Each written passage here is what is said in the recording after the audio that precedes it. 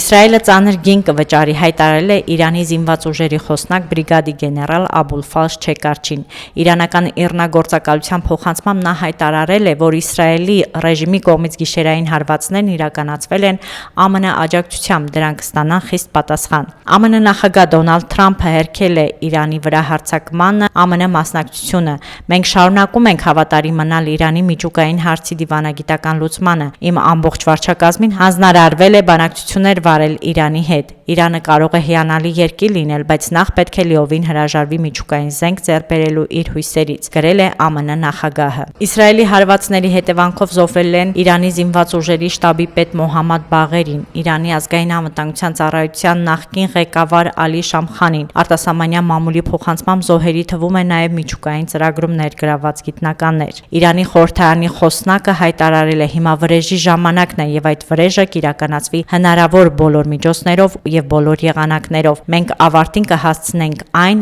ինչ նրանք սկսել են։ Իսլամի մարտիկները պատրաստում են ցավոտ պատասխան։ Իսրայելի պաշտպանության բանակի խոսնակ Էֆի Դեֆրինը հայտարարել է, որ Իրանի վրա շարունակվող հարվածների ժամանակ օգտագործվել է 200 կործանիչ, հարվածներ են հասցվել ավելի քան 100 թիրախի, գործի է դրվել 330 տարբեր զինամթերք։ Իրանի կողմից պատասխան գործողություններ են ընթանում։ Իրանն ավելի քան 100 անօդաչու թռչող սարք է արձակել Իսրայելի տարածքի ուղղությամբ։ Քիչ առաջ հարևան երկրի վրա հարձակման վերաբերյալ հայտարարությամբ հանդես եկավ Հայաստանի Հանրապետության արտաքին գործերի նախարարությունը։ Իրանի դեմ միակողմանի հարձակումը խիստ մտահոգիչ է։ Հարձակումը, որը տեղի է ունենում հատկապես բանակցությունների հաջորդ փուլից առաջ, վտանգում է խաղաղ ջանքերը, ինչպես նաև տարածաշրջանային կայունությունն ու համաշխարհային խաղաղությունը։ Մենք դատապարտում ենք նման գործողությունները եւ կոչ ենք անում անհապաղ դադարեցնել ռազմական գործողությունները եւ պահպանել միջազգային իրավունքը։